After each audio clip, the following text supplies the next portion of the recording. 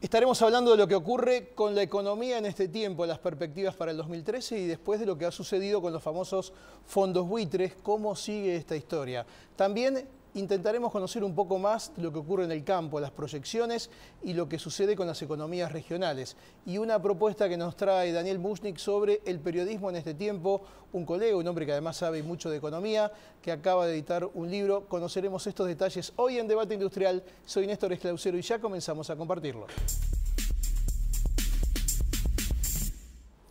Jorge Todesca fue viceministro de Economía, es economista. Jorge, gracias por venir. No, al contrario. Bueno, una bocanada de aire fresco lo que ocurrió con los fondos buitres.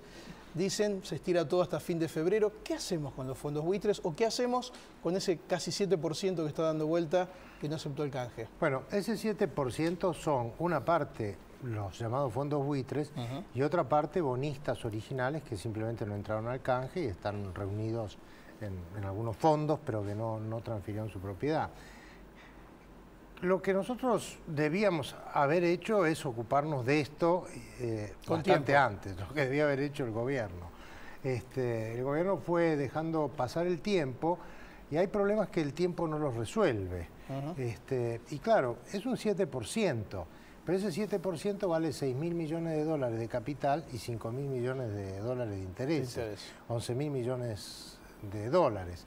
Entonces, una masa de 11.000 millones de dólares, uno no puede pensar que no va a tener un activismo fuerte en tratar de obtener sus reivindicaciones. Entonces, yo creo que el gobierno ahí hizo más o menos lo que hace con la inflación, simuló que no existe, pero en algún momento estalla. Ahora, ¿qué se puede hacer? Digo, porque esta gente puede, digamos, más allá de su aspiración de tener el 100%, ¿realmente pueden llegar a eso o pueden, quizás como cuestión de máxima, obtener un poquito más de lo que tienen? Bueno, creo que esa es una pregunta que en este momento es muy difícil de responder. El juez Griesa les concedió el 100% de lo que tenían. Sí. Y esa es el tema. De eso se van a tomar constantemente.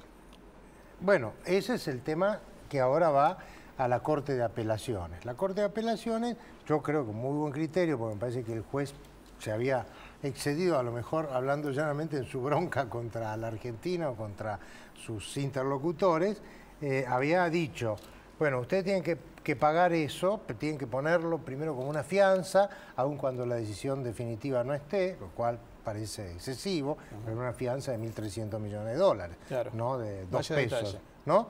Y además, mientras no pongan esa fianza, ustedes no pueden pagarle a los bonistas con los que arreglaron la deuda. Esto también parece excesivo porque, bueno, si hay gente que arregló con el gobierno y demás, no tiene por qué ser interferida con los que están litigando por otro lado. Un castigo para los que aceptaron. Claro, un castigo para los que aceptaron. Estas dos cosas es lo que la Corte de Apelaciones, de manera muy rápida, que envidiaríamos para nuestra justicia, porque en pocos días suspendió hasta el 27 de febrero, ir a las partes y demás. Si después va a cambiar la decisión del juez o la decisión principal, que es darles el pago del 100%, eso no me parece ahora, todo esto que nadie lo sabe. Todo esto que pasa con la deuda argentina y la economía, ¿tiene que ver con aquello del 2001 o del 2002, cuando se dejó de pagar? Digamos, nos están pasando factura con eso. Bueno, claro, a fines del 2001 se declaró el default de la deuda argentina. En 2005 se cerró la primera renegociación. Yo creo que si bien era difícil hacerlo antes, debió haberse hecho antes.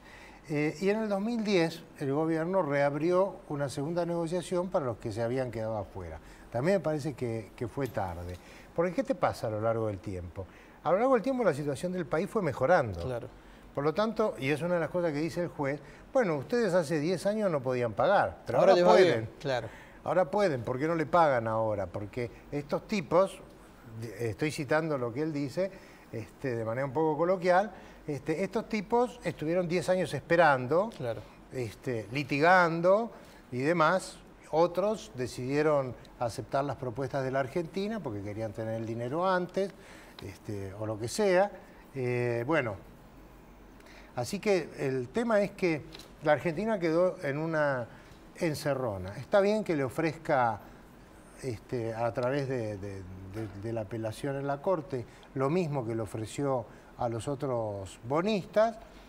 ¿Y cuánto nos puede condicionar eso en el desarrollo de la economía de futuro? Digo, créditos, apoyos. Bueno, a ver, si nosotros, la situación de la economía argentina no ha regularizado nunca sus relaciones. La Argentina no ha regularizado nunca sus relaciones financieras con el exterior. Por lo tanto, tiene problemas de acceso al crédito, sobre todo de acceso al crédito público, pero también de pronto de acceso al crédito privado.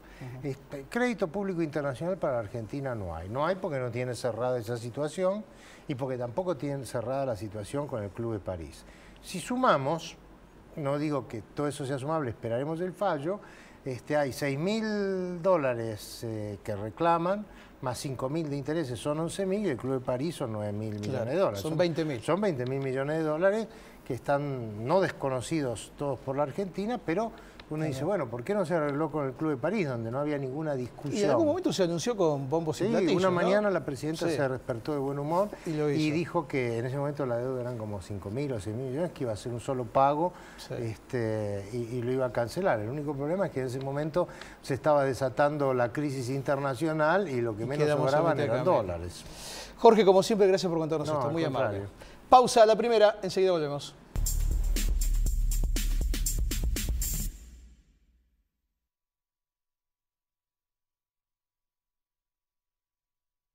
Compumundo Corporate presenta la línea más completa de oficina. Equipos con el software que su empresa necesita.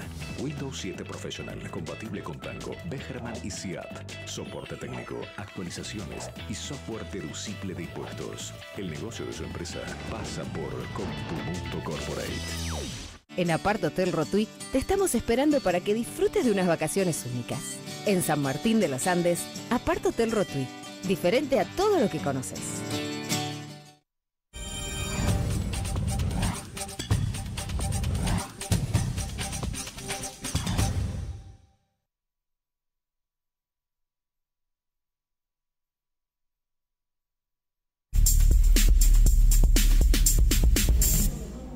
Daniel Mushnik es un periodista, un hombre que sabe de economía y de otros tantos temas, realidades sociales.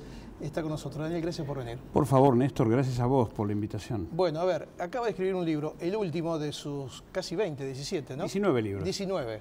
Aquel periodismo, y habla de lo que ocurre con la política, los medios y periodistas en la Argentina, entre el 65 y el 2012. 47 años. Mi edad. Tu edad. Mira, nací en aquel momento. Digo, la realidad con respecto a un tema candente más que nunca en este tiempo.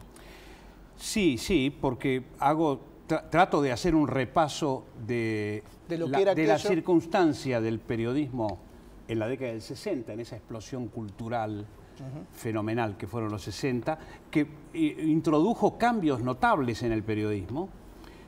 Los 70 con sus circunstancias sangrientas, la violencia que los 80 con la vuelta de la democracia y nuevos cambios gráficos y de presentación periodística y de renovación en la radio y en la televisión, los 90 con Menem y las investigaciones periodísticas que él sentía como un ataque personal y que intentaba amenazar con juicios, y los 2000, ahora con este gobierno del matrimonio Kirchner, que se las trae. ¿Vos cuál? A ver, es difícil encasillar, ¿no? Sí. Pero si vos tenés que hacer una referencia, decís que de esas décadas la peor, ¿cuál es? ¿O la más difícil para el periodismo? La más difícil es esta. Esta es la más complicada. Mirá que pasé dictaduras militares como periodista. Pero bueno, en la dictadura militar digamos, estaba todo limitado y se sabía dónde estaba la frontera, el límite. Se sabía que no se podía pasar por esa frontera. En cambio ahora todo es imprevisible y caprichoso. Claro. Entonces esto genera una situación de gran tensión en nuestro trabajo. Acá lo poco que puede ir leyendo en el comienzo, enumerás los cambios, incluso con varias publicaciones nuevas, las idas y vueltas. Tiene un toque autobiográfico el libro, claro, sin duda. Con tus propias experiencias. Estuve en distintos medios y fui redactor, al mismo tiempo secretario de redacción. Es decir, estuve de todos los lados del mostrador en periodismo, sigo estando. Y eso hoy con la tecnología, ¿cómo lo ves? Digamos, porque por encima de esta cuestión ligada a la... Yo no digo la libertad en este tiempo, pero sí el miedo, que eso yo nunca lo había visto. Sí. La tecnología también juega un rol que quizás antes... Pero por supuesto, nosotros apelábamos al archivo o a nuestra memoria. Claro. Por lo tanto, teníamos que ilustrarnos y leer mucho. Hoy los periodistas apelan a Internet. Hay como una especie de... Internet tiene estas variaciones de ser mentirosa, al mismo tiempo ser la Biblioteca de Alejandría y al mismo tiempo dejarnos perplejos con un montón de información. Pero no es creíble, es decir, tenemos que rechequear toda la información. Antes teníamos el background del archivo del diario o del archivo personal, que permitía hacer un periodismo de investigación realmente muy interesante. Ahora se habla que existe el periodismo ciudadano y que cualquiera es periodista. No es cierto. Que con un celular uno saca una foto y es periodista. No es así. O publica en Twitter y es periodista. Es imposible. ¿Por qué es imposible? En primer lugar, hay una metodología de trabajo, una metodología de presentación, un idioma, un esquema de trabajo. No cualquiera puede tenerlo. Es una tarea especial, distinta, artesanal. El periodismo es artesanal. Por lo tanto, no cualquiera puede hacer periodismo. Si yo describo cuál es la circunstancia ahora aquí en este estudio y simplemente la paso por tweet, en Twitter, no hago periodismo, describo esta situación y punto. Y hay que ver si lo que describo es correcto y cómo lo describo. Y si está con los parámetros profesionales también. Exactamente. La cuestión de la pasión, ¿no? De ese tipo de cosas. Exactamente. Y además, lo que a mí me llama mucho la atención de este tiempo es saber, con tanta tecnología, porque la verdad que en poco tiempo cambió mucho el diario en su comienzo, la radio, y ahora viene aún más para la televisión. ¿Qué va a pasar con, me pregunto yo, con las historias que todavía hay que contar? Porque hay gente que todavía tiene como principal valor qué historia contar. Y eso tenemos que hacerlo los periodistas, no hay otro. ¿Qué historia contar?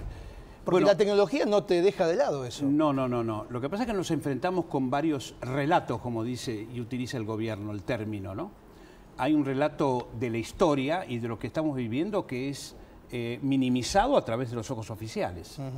Luego hay una manera de ver la historia que es académica. Bueno, los periodistas tenemos una manera de ver la historia testimoniando el presente. Nosotros damos testimonio de lo que ocurre. Está bien. A través de la interpretación y a través de la noticia. Y eso no hay tecnología que lo modifique. Eso no hay tecnología que lo modifique. Ni en aquel diario de la letera de la Remington. Pero quiero decirte que antes con la Remington el periodismo tenía era más caliente, más vibrante. Ahora con la computadora la cosa se ha enfriado. Está bien. Nosotros salíamos de los diarios y ya la impresora estaba en funcionamiento. Es decir, todo lo que habíamos luchado ese día para producir un producto gráfico, que a lo mejor al día siguiente envolvía papas, bueno, se manifestaba en esa máquina impresora formidable, ¿no? Aquel periodismo de Daniel Buschnick, política, medios y periodistas en la Argentina entre 1965 y 2012 se presenta este martes. Este martes en la librería Cúspide va a estar Magdalena Ruiz Guiñazú presentando junto con Seferino Reato y Miguel Wiñaski. Mucha suerte con el libro y demás. Muchas gracias a vos. Gracias, Daniel. Pausa, ya volvemos.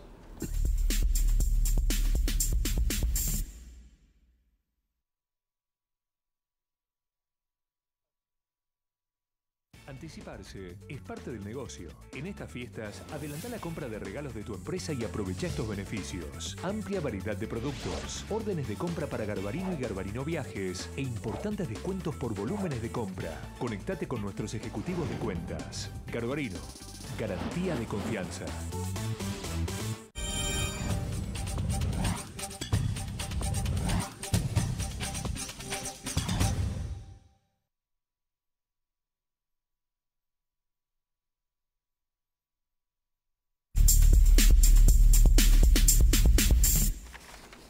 Vamos a estar hablando de lo que ocurre con el campo. Juan Balbín es presidente de CREA. Esto tiene mucha referencia con lo que sucede en el campo y además con la tecnología, la proyección, las perspectivas. Juan, gracias por venir. Gracias, Néstor. ¿Alcanza con la soja? ¿Qué hay después de la soja en el campo? Hay vida después de la soja. ¿Hay vida después de la soja? Como muchos dicen. La soja es una parte de un todo y tenemos que entenderla como tal. Y de alguna manera es la que nos está permitiendo hoy, por la demanda internacional, potenciar otro tipo de actividades.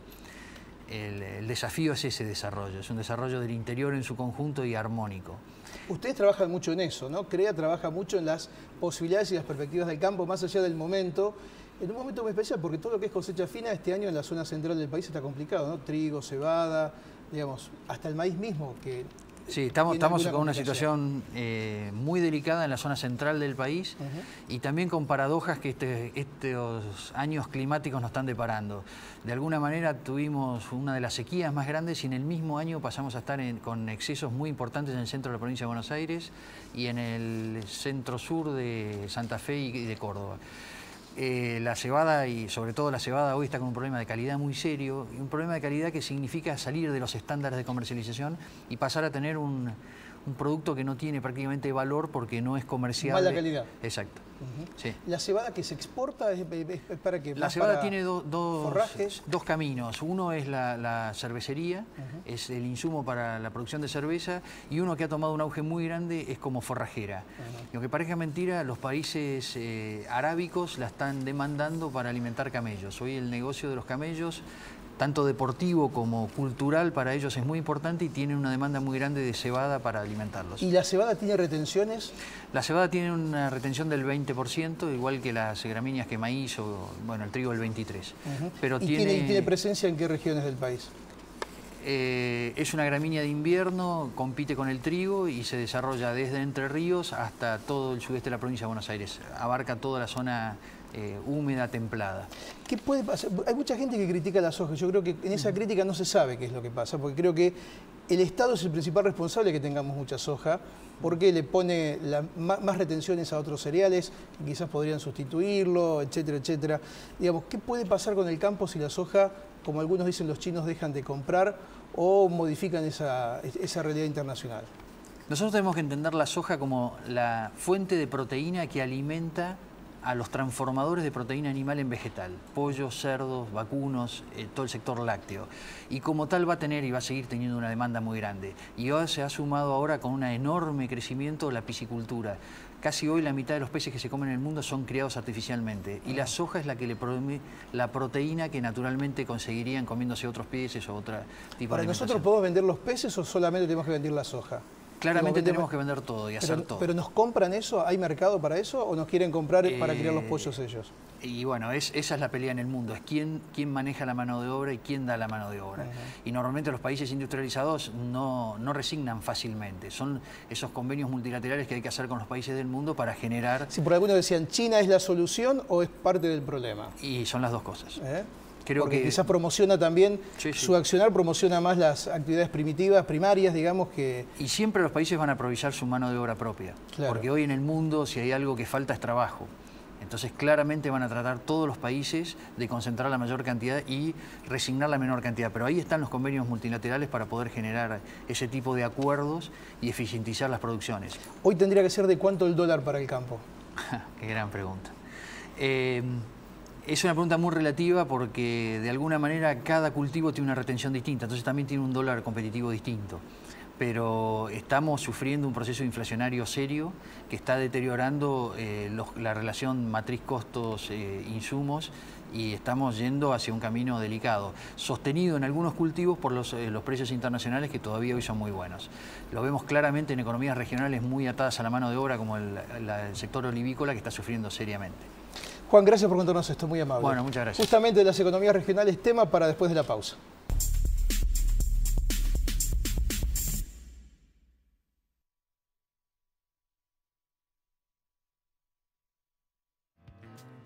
Para las próximas vacaciones, los hoteles Howard Johnson ofrecen promociones especiales. 0810-122-4656. 0810-122-4656.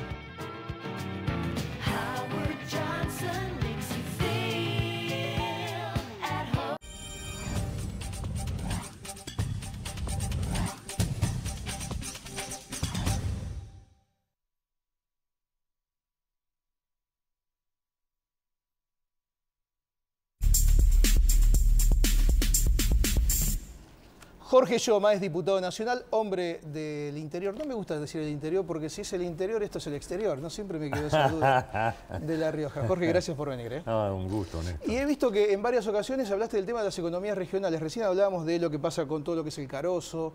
Se habló bastante de la aceituna, pero también con la manzana, pera. En fin, las economías regionales es un momento muy difícil. Claro, todo lo que es la economía extrapampeana digamos, todo lo que no es hoja, que es lo único que ocupa al Estado Nacional y a los funcionarios, está en una profunda crisis. Y está en una crisis porque, por razones muy simples, tenemos toda la estructura de costos de las economías regionales son en pesos. Entonces, vos desde que cosechás la aceituna o la uva, o la pera o la manzana, hasta que la sacas en jugo, en aceite de oliva o en vino, todo ese proceso de tratamiento es en pesos. Sufre la inflación de los costos al 30%, que es la inflación real. Y eso, el 80% de la economía regional va a exportaciones, va a Brasil, que es el principal comprador de nuestros productos. El problema es que primero se nos cerró Brasil como consecuencia de las medidas unilaterales que tomó la Argentina en el comercio bilateral. Entonces, si vos a los brasileños o a los mexicanos le decís, no te compro más plasmas, bueno, yo no te compro aceitunas. Claro. Digamos, no es que es gratis tomar medidas unilaterales en el comercio internacional. Entonces, primero, el cierre de las importaciones generó represalias de 40 países del mundo, entre ellos México y Brasil, que son nuestros México, principales... el sector automotriz también, tremendo, ¿no? Que es tremendo. Entonces, tenés costos en pesos y un dólar deprimido también por la inflación del 30%. No tenemos mercado. En La Rioja el año que viene, por darte un ejemplo, tenemos una cosecha de 140 millones de kilos de aceituna. Todo iba a Brasil. Bueno, no tenemos dónde venderlo, porque primero la Unión Europea está regalando la aceituna, inundando Brasil con aceituna. Necesitamos 3 o 4 medidas, no pedimos una devaluación. Digamos, las economías regionales no necesitamos una devaluación, lo que necesitamos son medidas correctivas. ¿Qué medidas? Que entren como producto sensible de Mercosur, el vino, la aceituna, la pera, la manzana. ¿Por qué? Porque al entrar como producto sensible del Mercosur, eso hace que para que ingrese de la Unión Europea la producción a competir con la tuya, tiene que pagar un arancel del 35%. Claro. Entonces, en la negociación bilateral no tiene que hablarse solamente de autos. Tenés que hablar de la economía. Todo ese paquete. Con la aceituna estamos bien porque dicen que los brasileños se acostumbraron a la aceituna nuestra que es grande. No, con la española que es más chiquitita, pero... Claro, pero es un mercado formidable, digamos. Es más, el Estado, la Argentina en los últimos 10 años, invirtió muchísimo en la producción de aceituna. A través de diferimientos impositivos, claro, de ventajas impositivas, promovió la ampliación de la frontera de producción aceitunera. Y ahora no la estamos aprovechando y ahora le hemos quitado los mercados. Digamos, creo que hay medidas desacertadas y además la inflación el día a día. Además la mano de obra complica y muchas, por ejemplo, el caso del vino también. Pero no tengas duda, pero además complica porque cuando uno habla de las trabas del cepo cambiario, que no se puede comprar dólares, inmediatamente vos decís, no, que el tipo se quiere ir a Miami, que el tipo se quiere ir... No, macana. Los trabajadores de las economías regionales son trabajadores golondrinas, claro, que vienen de Bolivia, vienen de Paraguay, vienen de Chile, están 4 meses, ya sea vienen para la poda, para la cosecha, están 4 meses, con sus jornales se compran unos dólares y los mandan a sus familias que están en Bolivia, digamos, en otros países. Si vos no les permitís, claro, hacer eso, los tipos no van a venir. Obra, claro. Los nuestros no van porque están todos con planes sociales y nadie quiere perder su plan social. Con lo cual vamos a generar un problema muy serio porque no tenemos mercado y no tenemos mano de obra. Digamos, todas estas regulaciones... Raro, ¿no? Parece raro con el problema de la desocupación o de la ocupación que tenemos decir esto, ¿no? Porque te digo que acá el tema que de todos los que vienen acá, de cualquier sector, desde el software a una cosa primaria como juntar peras y manzanas, todos tienen el mismo problema, la mano de obra. Pero claro, es que el proceso que fue negativo, digamos, o el efecto no deseado de la gran construcción de esa red de contención social que se hizo después del 2001, que había que hacerlo. En el 2001 había que armar esa red, primero a través de los planes jefes y jefas de hogar y luego de los distintos planes, porque, bueno, las cosas estaban para eso. Y además teníamos un 25% de desempleo. El problema es que no se fue sustituyendo el subsidio por el trabajo genuino. Claro, no se le puso un tiempo final a cada uno. Claro, digamos, a medida que la economía se puso en marcha, lo que tendría que haber hecho es decir, bueno, cambiamos este puesto subsidiado por este trabajo genuino. Ahora, Jorge, vos fuiste embajador en México, ¿sí? Sí, 4 años. Sos un hombre del justicialismo. No es. sé si estás mucho o estuviste llegado al gobierno. ¿Podés hablar con alguien y contarle esto, preguntarle o describirle esta situación? ¿Qué dicen? Hace 2 años que vengo hablando. Es más, siendo embajador en México, yo le venía planteando la situación. Cuando yo estaba embajador en México, teníamos una balanza comercial con los... Te doy un ejemplo, que va a ser mucho más práctico. Un día me llama el secretario de Comercio, Moreno, y me dice, mira, tenemos un excedente de 40.000 toneladas de leche en polvo en la Argentina, porque no ves si se la vendemos los mexicanos. Yo voy inmediatamente, me voy a verlo al Liconza, que es el instituto del Estado mexicano que compra la leche en polvo y la distribuye en todas las escuelas en México. México consume 80.000 toneladas de leche en polvo, de los cuales importa un tercio, digamos, que necesita importar un tercio. Cuando voy a decirle, miren, necesitamos colocar estas 40.000 toneladas, el tipo me dice, pero embajador, si en todo el año estuvimos llamándolo a ustedes para que vengan y se presenten en las licitaciones y nos dijeron que no porque tenían prohibido las exportaciones. Bueno, ahora le estamos comprando a Nueva Zelanda. Ya perdimos ese mercado. Claro. Entonces, digamos, todos estos temas yo los vengo planteando, se los plantea la propia presidenta. Muchas veces lo conversamos con la presidenta, con los funcionarios, no solamente cuando estaba como embajador, hace 2 años que lo vengo planteando en cada reunión que tengo con los funcionarios del gobierno. Lo que pasa es que el problema, te digo, es como si tuviesen anteojeras y dicen, producción primaria, la soja. Transporte, los subte y el Sarmiento. Claro, pero después tenés el Belgrano Cargas que sale de Jujuy, hace todo el noroeste argentino y llega a Buenos Aires y con eso le baja los costos un 20% a la economía. Sí, el problema del transporte es central para muchos productos. Tienen fletes más caros de acá, de Tucumán acá, que de acá a Europa en barco. Después, pero escúchame, vos traes un container de 20 toneladas de La Rioja al puerto de Buenos Aires, te sale más caro que traerlo de Shanghái. Te digo, es ridículo. Entonces, lo que vemos es que la agenda de las economías regionales, la agenda de la Argentina profunda, no está en los niveles de decisión. Este es digamos, por ahí, ¿no? Los enojos que tengo yo y muchos compañeros que por ahí no pueden hablar, porque están más condicionados. Porque están muy condicionados, pero esto es lo que estamos pensando todos en el peronismo y todos los hombres del interior. Jorge, gracias por venir a contarnos. Gracias a vos, muy Néstor, amable. un abrazo. Llegamos al final del encuentro de hoy. La próxima semana con más debate industrial. Gracias por elegirnos.